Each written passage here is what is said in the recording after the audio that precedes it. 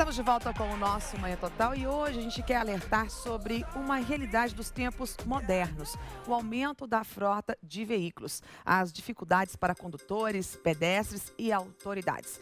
Nós vamos ao vivo ao centro da cidade de Uberlândia com a repórter Vasti Lauers. Bom dia, Vasti.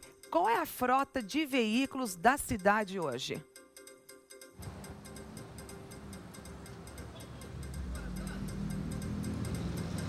Bom dia, Patrícia. Pois é, nós temos uma frota hoje de 430 mil veículos. E eu estou aqui com o William Ferreira, que é doutor em planejamento urbano, e vai dizer pra gente se esse número é considerado alto se a gente comparar com a população de Uberlândia. Bom dia. Bom dia. Bom, é um número alto, né, mas isso é algo que vem acontecendo no Brasil. A taxa de motorização tem aumentado na maioria das cidades brasileiras, mas Uberlândia tem um aumento significativo. A gente tem aproximadamente 1,5 pessoas por veículo, uma população de 650 mil, 430 mil veículos. A frota mais do que dobrou nos últimos 10 anos. É bastante coisa, então. E com esse número tão grande, tão crescente, os acidentes também acompanham esse ritmo? À medida que cresce o número de veículos, aumenta o número de acidentes? Isso, se você pegar os últimos 10 anos, a gente sai de uma média de 7 mil acidentes, aproximadamente 10 anos atrás, para uma faixa de 14 mil, pouco menos de 14 mil acidentes. Então, há um acréscimo significativo dos acidentes e dos conflitos de maneira geral. A gente percebe em alguns lugares de Uberlândia que existem alguns gargalos, né? Tem alguns pontos que são mais críticos, não tem? São a área central, né, o centro tradicional, né, ela é o ponto mais crítico em relação aos conflitos. Aqui é a área que tem mais acidentes, a região com maior número de acidentes. Você tem não acidentes graves, mas acidentes de maneira geral, de todos os tipos de acidentes. Os conflitos são muito grandes na área central, porque é uma disputa muito grande por espaço, há uma correria enorme. A área central continua oferecendo a maior parte dos serviços financeiros, de comércio. Então, aqui é a área mais procurada e a área que tem um maior volume de pessoas. A sinalização de Uberlândia é uma sinalização razoável? Sim, a área central, por exemplo, é uma área bastante bem sinalizada. Algumas coisas em relação à periferia, né, nos bairros, né, tem existe a necessidade de se melhorar a sinalização, mas há um trabalho significativo aí para melhorar. O que o senhor acredita que seja a maior causa de acidentes? É a desatenção do motorista, esse estresse, essa correria que acaba gerando esses acidentes? A desatenção, a percepção de impunidade, a sensação de impunidade, né? A falta de urbanidade, solidariedade, né? O não cumprimento das regras, justamente em função de acreditar nessa impunidade. Então, e há uma falha também em relação à educação. A educação para a cidadania, para a mobilidade, ela deve acontecer, né, desde o início da formação da criança no ensino fundamental até a universidade. E outra coisa também que é uma questão também do núcleo familiar. É na família que você aprende a ser solidário, né? Na família que você aprende a ter gentileza urbana. Agora, tirando essa área central, que outros pontos da cidade o senhor consideraria também como pontos críticos desse trânsito, desse conflito por espaço? Bom, seria Getúlio Vargas, a João Pessoa, o cruzamento da João Naves de Ávila com a Segismundo Pereira, atualmente em razão da obra, mas mesmo não tendo obra, a Belarmino Cota na Santa Mônica, a Avenida José Fonseca e Silva no bairro Luizotti, os subcentros, né, as áreas onde tem subcentros nos bairros, elas têm conflitos. No bairro Laranjeiras, né, no São Jorge. Então, os subcentros, quando são localizados, né, no seu entorno, há uma região de conflito de trânsito. Agora, a gente escuta muitas pessoas falarem que o motorista de Uberlândia não sabe dirigir, que o motorista de Uberlândia não dá seta, ele não sinaliza. Isso é um problema realmente local? É algo que a gente pode dizer que são os motoristas de Uberlândia que têm esse problema? Não, isso não existe, isso é um mito, né? Se você for em Ribeirão Preto, eles vão falar a mesma coisa. O motorista de Ribeirão Preto não sabe dirigir, o de Brasília não sabe dirigir, o de São Paulo não sabe dirigir, do Rio de Janeiro é pior ainda. Então isso é um mito, isso é generalizado, né? Isso que a gente está falando, esses conflitos, esse estresse, essa pressa, essa luta por espaço, né? Ela acontece em todos os lugares, em todas as cidades. Isso é geral, isso é um mito. Muito obrigada, viu, doutor? E olha só, a gente foi às ruas para conversar com os motoristas e saber, então, o que gera esse estresse. Será que os motoristas estão mesmo muito estressados? Será que eles admitem isso? Vamos ver na reportagem. Basta um minuto observando o vai e vem dos carros para ver algo errado.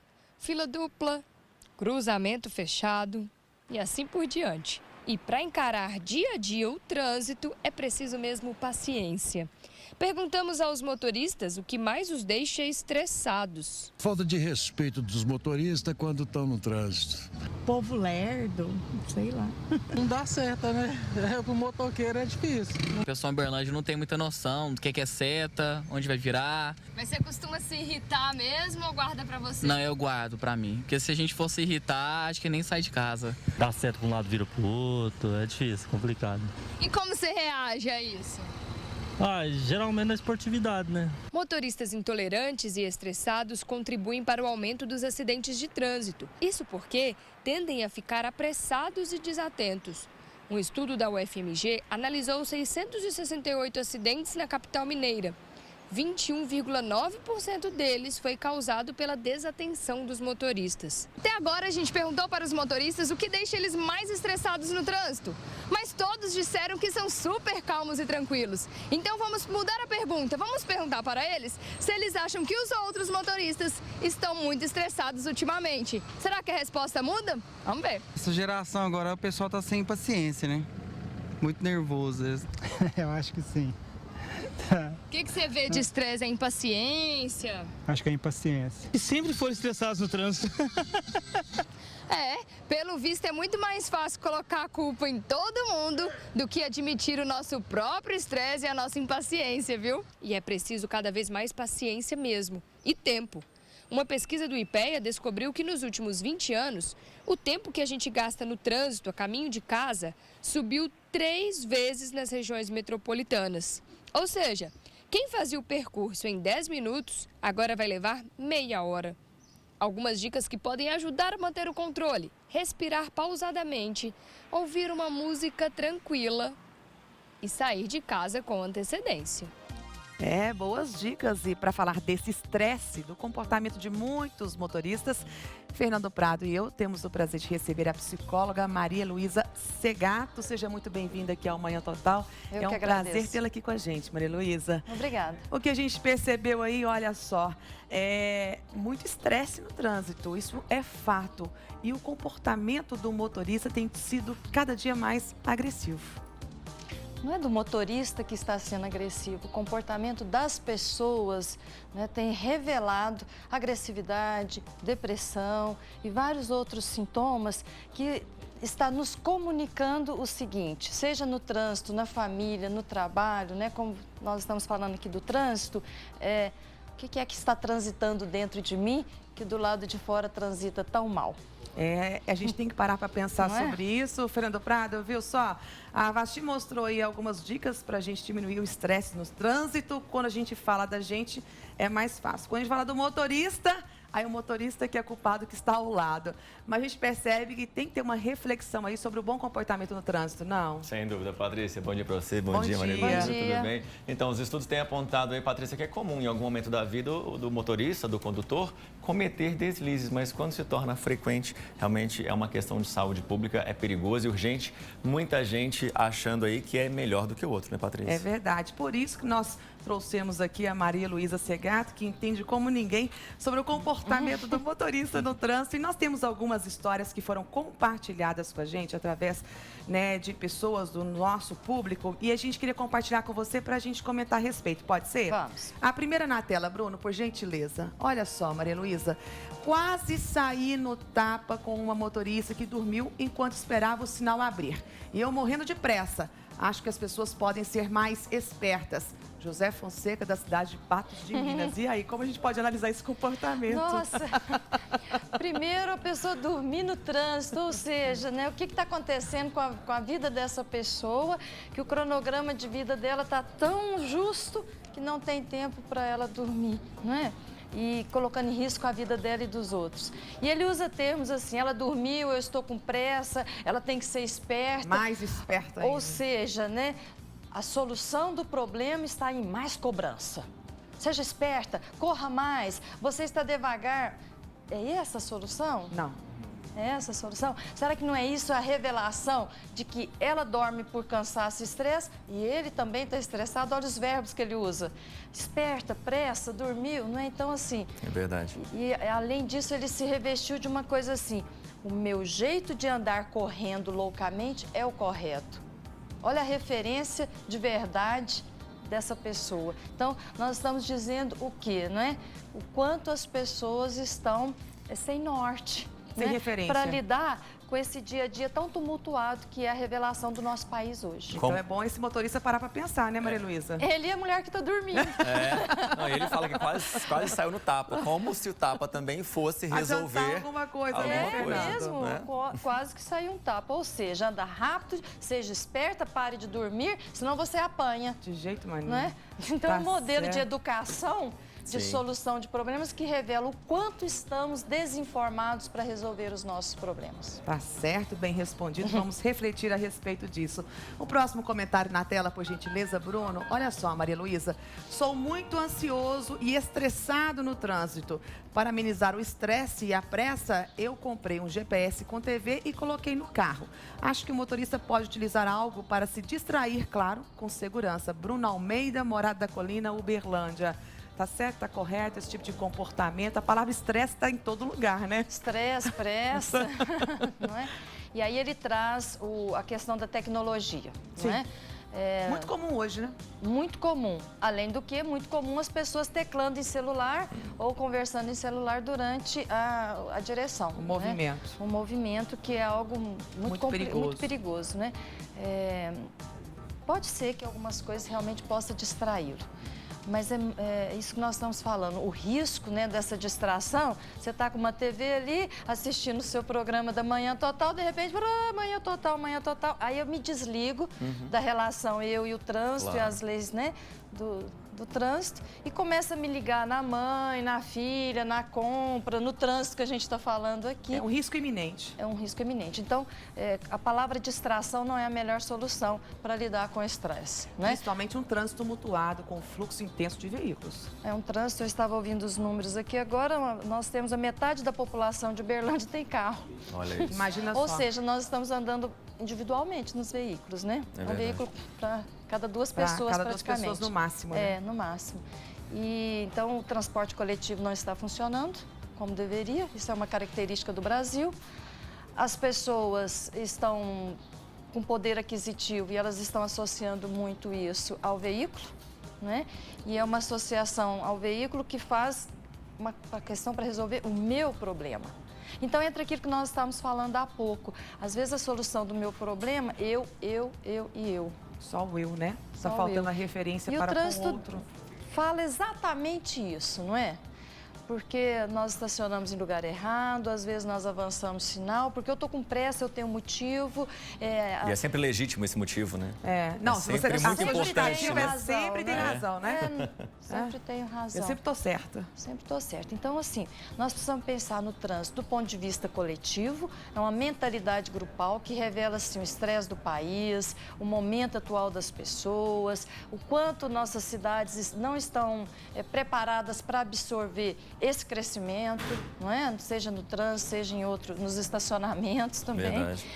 Do ponto de vista individual, o quanto eu estou infeliz, insatisfeito, incompleto, as minhas faltas, e aquilo revela assim uma raiva. E reflete no trânsito. Uma raiva que eu tenho das pessoas, da vida, eu levanto com raiva e essa raiva dissemina naquele momento ali. Você não engole raiva, você não engole frustração, tristeza, perdas. Mas vamos tratar no lugar certo, né? Isso! Não é? E aí, assim, não é? Você estava falando, teve um acidente, se eu brigar, alguém me mata? Eu falei, pode ser a gota d'água de um copinho. Que já Está enchendo gradativamente, Foi né? Não sabemos lidar com frustração. Com certeza, temos que pensar a respeito. Vamos para o próximo comentário na tela pra gente, Bruno. Olha só, Maria Luísa, sempre que brigo no trânsito, olha, briga bastante, Eu brigo. então, né? Fico mal o resto do dia, fico tremendo, sou motorista há 15 anos. Me esforço, mas não consigo mudar. Adriane Melo, Vigilato Pereira, cidade de Uberlândia. Isso é um perigo também, né? É um não perigo, deve ser o comportamento ideal. E a Adriana está dizendo para nós assim, não é? O trânsito acaba revelando algo meu, não é? Da minha personalidade. É o que nós estávamos falando do individual. Mas eu fico pensando o quanto que as pessoas usam o carro, que é uma arma na mão da pessoa, não é? Para lidar com poder. Já viu? Tem pessoa que passa pra gente assim, se o carro é melhor do que o da gente, ele passa num poder, acelerando aquela coisa. Então, assim, o que eu tô fazendo com essa máquina? Essa máquina serve para quê? Não é? Para me lidar com as minhas mazelas ou para me expor meu perfil de personalidade? Ou para me conduzir? Para me ter um conforto? Com certeza é para conduzir, né? Com certeza é uma condução, me leva a algo, né? E ela diz, não, eu sou nervosa, eu sou irritada, eu sou ansiosa, né? E eu não consigo mudar isso. Mas não é no trânsito que ela vai mudar. Jamais, né? O comportamento não começa por aí. Ela vai mudar essa ansiedade cuidando dessa ansiedade. Autoestima, olhar para isso, reconhecer a dificuldade dela e se tratar, talvez. E que o trânsito, né, seja um momento de prazer, né? Tá te levando até o lugar que você deseja ir, né? Ah, mas é difícil ele ser um momento de prazer com esse congestionamento, com essas coisas. Então, além de ser um momento de prazer, é um momento também que a gente tem que aprender a dividir. Olha, palavra boa. Dividir espaço, dividir com o outro, ter o outro na minha vida, olhar para fora de mim. Isso tem tudo a ver com um WhatsApp que eu recebi aqui agora do nosso telespectador, é a Luciana do Santa Mônica, do bairro Santa Mônica de Uberlândia. Muito obrigado pela participação. Ela diz que já foi ameaçada de morte por um motorista. Ela conduz moto e ela diz que existe muito preconceito contra o motociclista, mas eles também são vítima. Quer dizer, essas agressões chegam, né, tanto verbais quanto podem pro ato em si, né? Para a via, né? Para a via de fato. Então, é muito grave isso, né? Motociclista, né? A pessoa que está numa bike, o pedestre, né?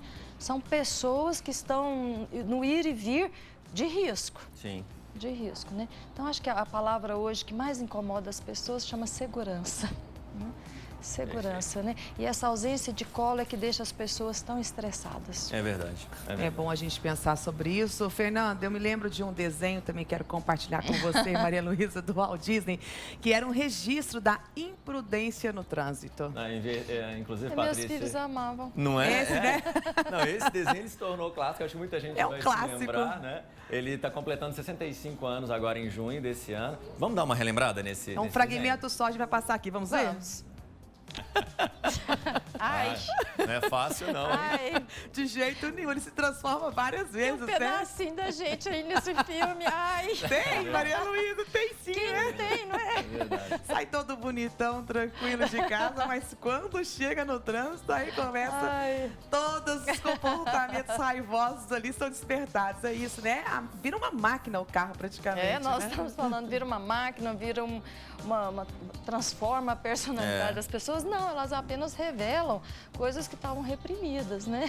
Então, e são muito perigosas, né? Nós sabemos de muitas mortes, muitos problemas no trânsito, né? Deus me livre, né? Olha e só. É o reflexo do que a pessoa é em casa, em vários lugares. A gente tem que parar para pensar sobre isso, né?